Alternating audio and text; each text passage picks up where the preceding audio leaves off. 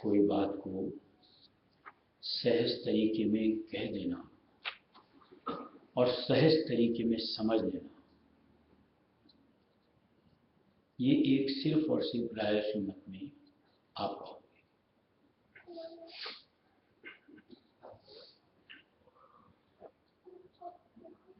और कोई जितने भी धर्म के नाम से मतांतर संप्रदाय जितने भी साफ साफ शब्दों में दो टूक बातें कहीं नहीं दी,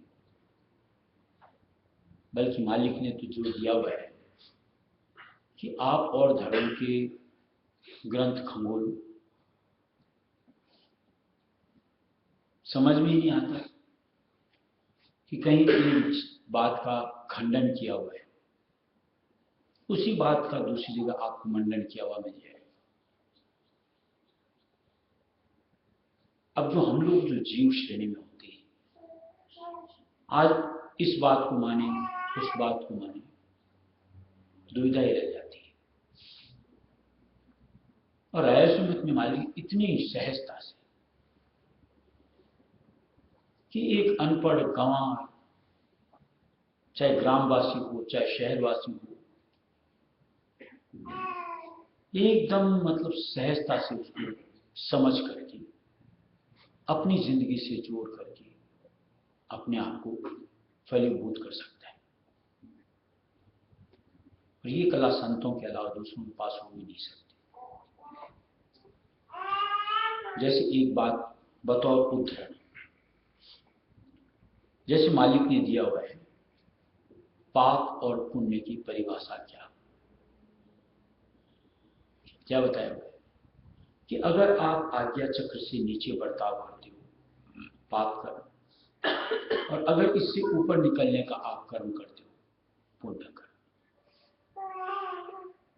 और इसका कोई विश्लेषण किसी भी तरीके से आप करो, एकदम दुरुस्त पाओगे और इसमें कतई शक नहीं। तो इससे नीचे के जितने भी कर्म में आप अपने आप को जोड़ोगे, कमोबेश कर्म लागू पड़ते ही पड़ते, और जहां कर्म लागू पड़े यानी कहीं आपने पाप किया, और इससे ऊपर का अपन कोई भी कर्म करेंगे उसमें चूंकि कर्म लागू नहीं पड़ते, बल्कि कहीं उसमें धार्मिक भावना परमार्थ का साथ जुड़ा होता है, तो वो हमारे लिए पुण्य का फल प्रदान करता है। अब ये बात ऐसी नहीं कि आज अपन ने पहली बार सुनी,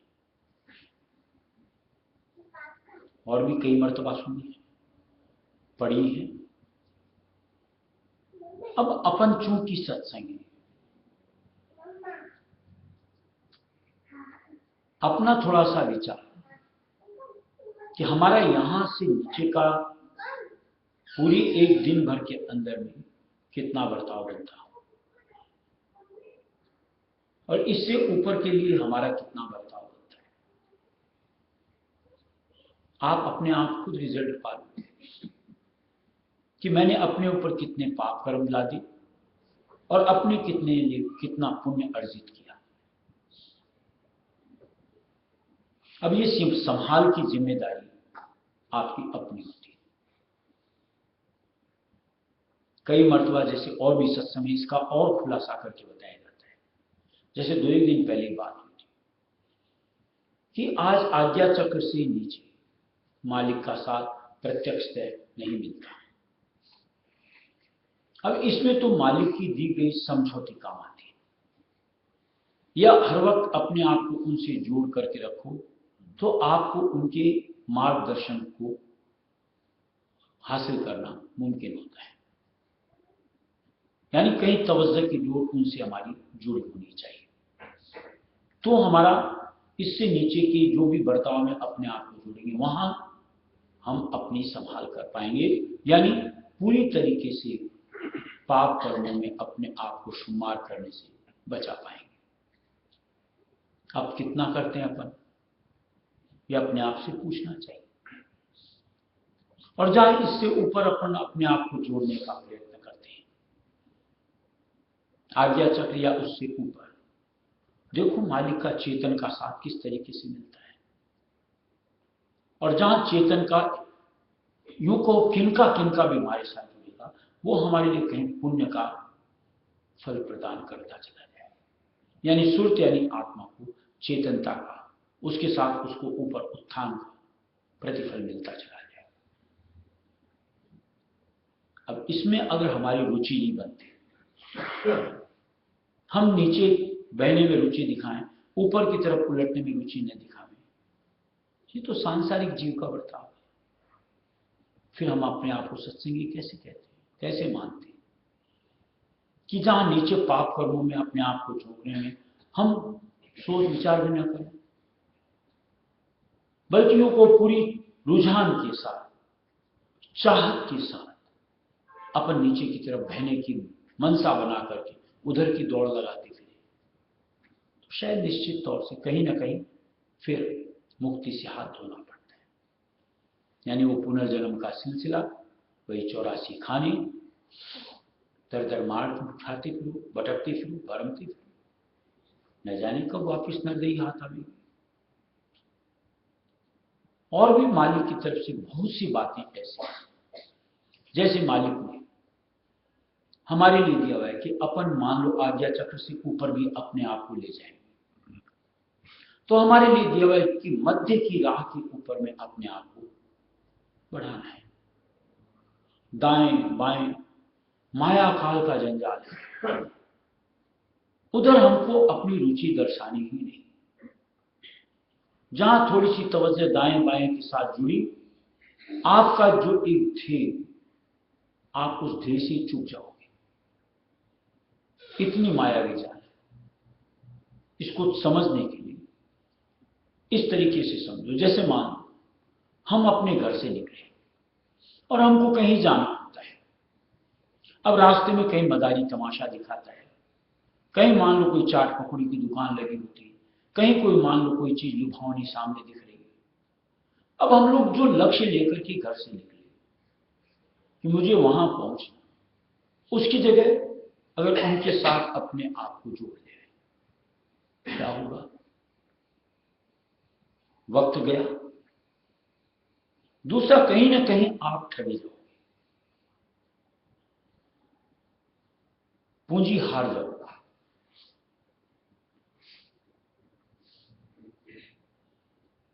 और वही अगर आप अपनी जो मनसा लेकर के निकले, बस आपको वहां पहुंचना, और आप वहां के अलावा आपके दिमाग में कहीं कुछ आता ही नहीं, तो कुछ भी नहीं हारोगे, समय भी बच जाएगा। ऐसी जो ऊपर की चाल, अगर अपन इधर मध्य की राह के अलावा इधर उधर अगर जरा से भी अपने आप को जोड़ने का प्रयत्न किया, एक ही चीज वहां के माहौल के साथ इस तरीके से जुड़ी हुई है कि जो आपको बिलमाती है, जो आपको लुभाती है। जैसे सोचो, आज सहज दर कौल में दिया हुआ है, जैसे घंटा शंख की आरतियां बजती, बड़ी कर्णप्रिय होती है। यहां ही मान लो मंदिरों में बजती है, अच्छी तो लगती है। यहां तक कि इंसान तो छोड़ो, पशु तक, कुत्ते उत्ते भी रुक जाते हैं। अब अगर इसकी बनिस्बत वहां के ऊपर की ध्वनि में कितना आकर्षण होगा, एक एक के बाद दूसरे स्थान, दूसरे से तीसरे स्थान, और उस कर्णप्रियता के साथ अगर हमने थोड़ी देर तो सुन ले, थोड़ी देर तो नजारे देखने में अगर अपने आप को बिलवा लिया, तो आप ढेर से ही चूक जाओगे। यानी वहीं रहने की आपकी मनसा बन सकती है। जैसा कि बड़े बड़े ऋषि मुनि तपस्वी जिन्होंने साधना करी थी कि कोई कहीं जाके छिटक गया, कोई कहीं जाके छिटक गया, आगे की सोच ही उनकी खत्म हो गई। इसलिए मालिक ने दिया कतई भी नहीं, चलना है तो सीधे सीधे बीच के रास्ते बढ़ते चलना। साथ में गुरु स्वरूप के आधार को, कि मैं उनकी अंगुली छोड़ करके इधर उधर कतई भी नहीं। क्या दिया हुआ है? अकेले मत जाना इस राह, गुरु बिन नहीं होगा निर्वाह। अकेले तो बढ़ना ही नहीं, एक कदम भी, एक कदम भी अगर मालिक के अलावा अगर अपना बढ़ गया, कितनी खाई में नीचे उतर जाएंगे पता भी नहीं लगेगा, और वहां से कैसे वापस ऊपर आना होगा समझ में नहीं आएगा।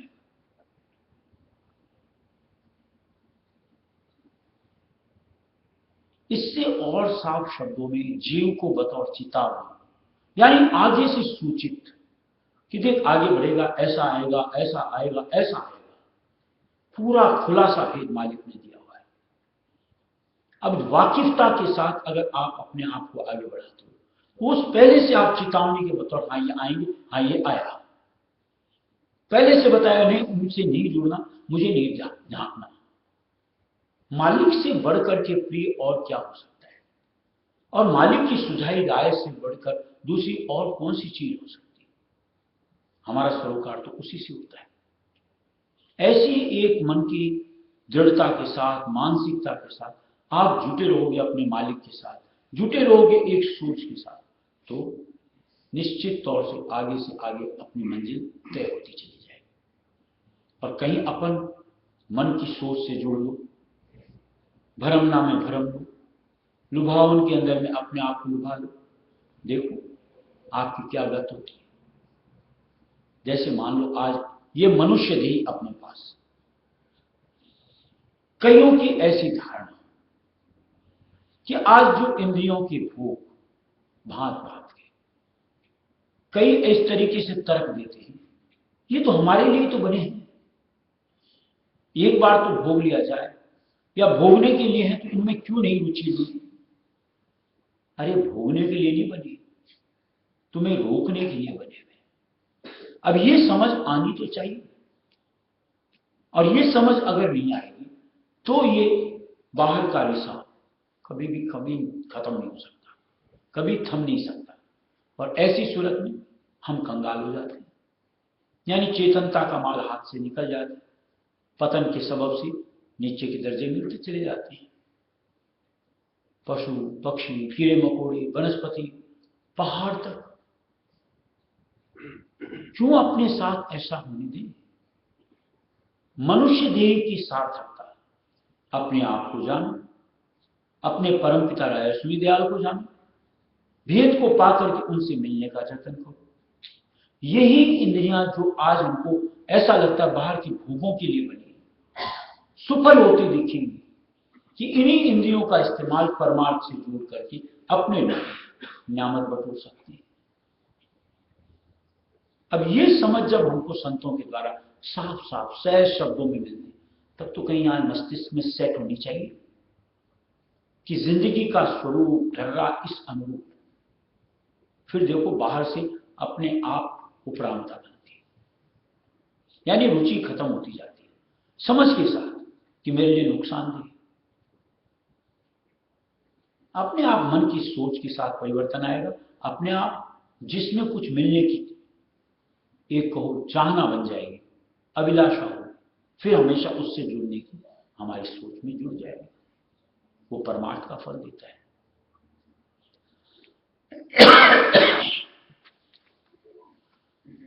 उठी अभिलाषा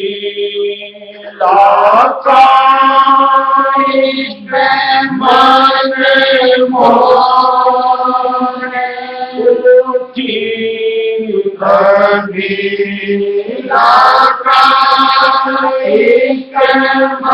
मन मोरे,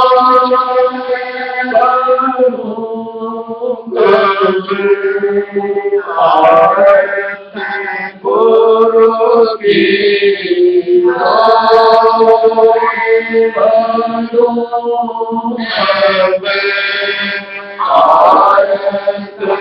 गुरु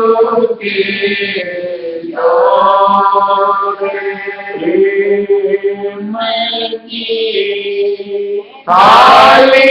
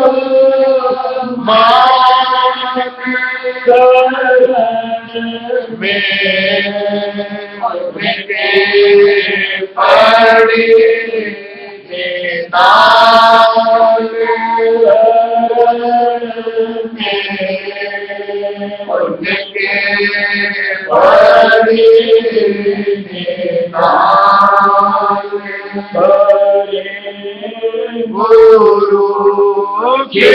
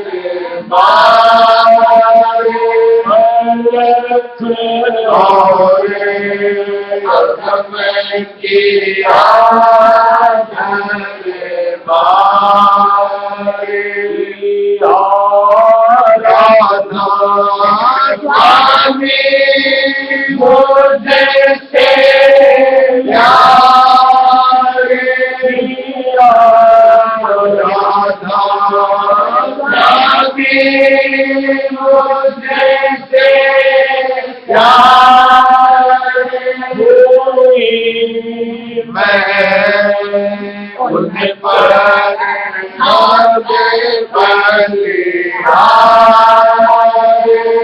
हुई, मैं उन पर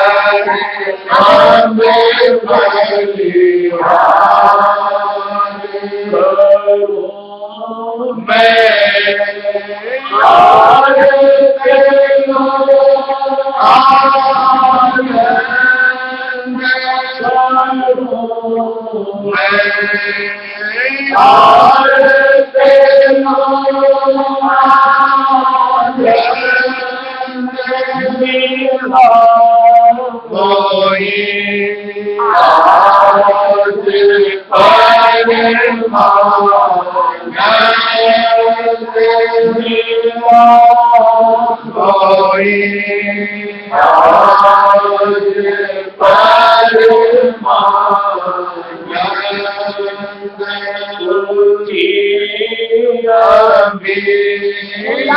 पर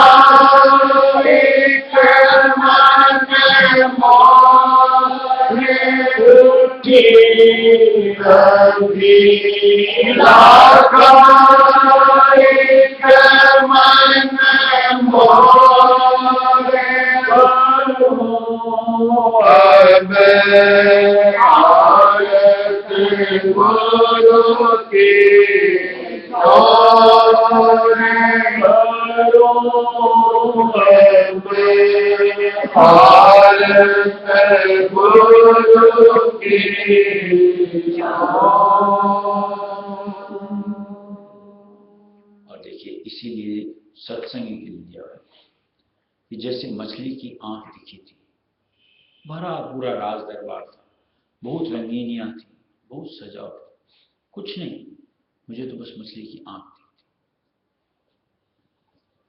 तभी तीर निशाने रखता है।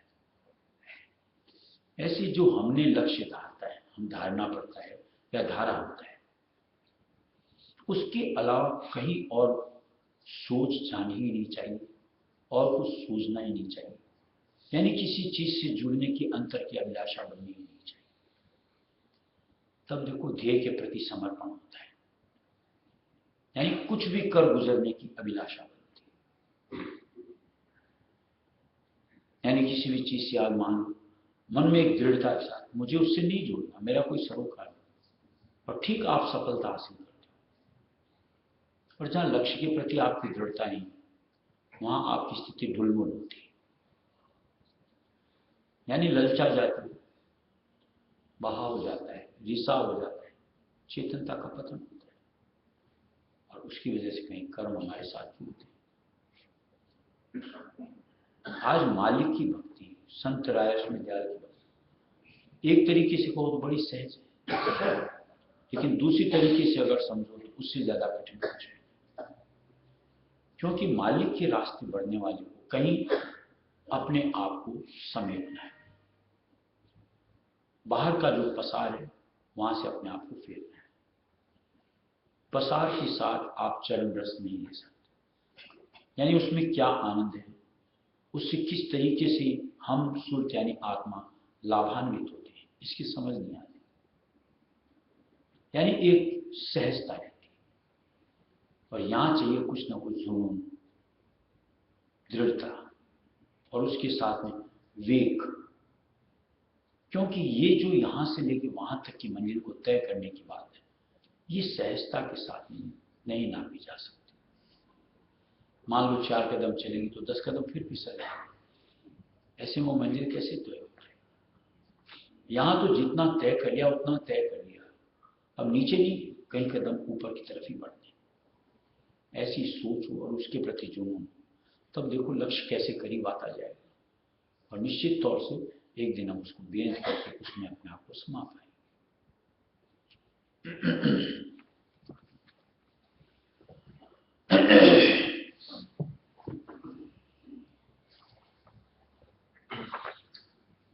सुनरी सखी मेरे प्यारे प्यारे राधा स्वामी मोहि मेरे मंगलवार गाए दाता मेरे मंगलवार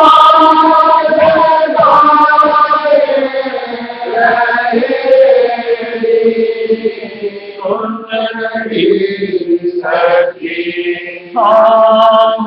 सुनेगी सखी मेरे प्यारे राधा स्वामी प्यारे राधा स्वामी मेरे अंगवार गाए दाता मेरे अंगवार गाए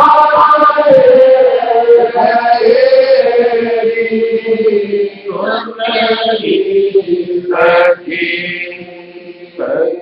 सत्संग कर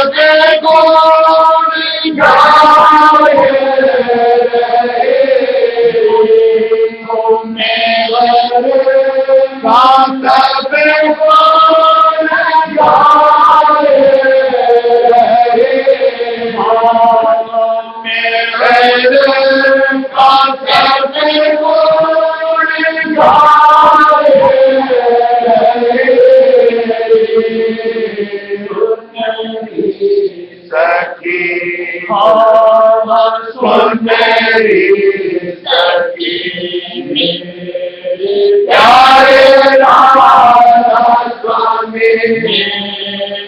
प्यारे राधा स्वामी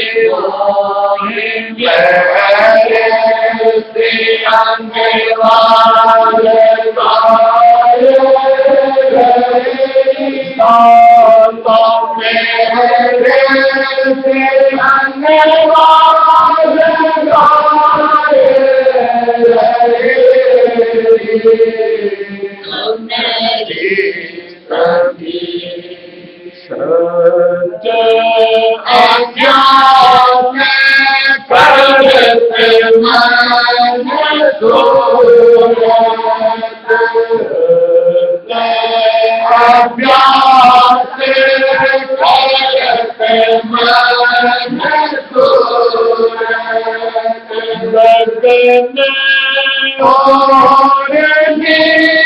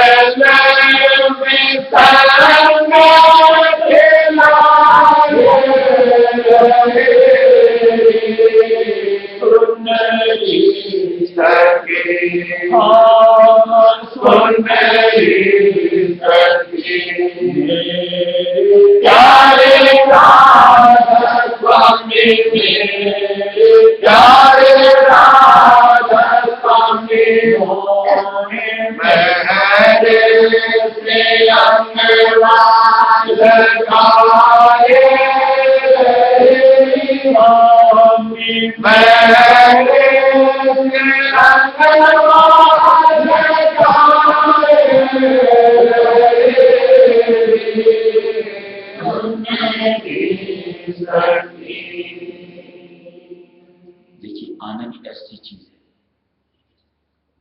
एक चीज के साथ किसी को मिल जाए,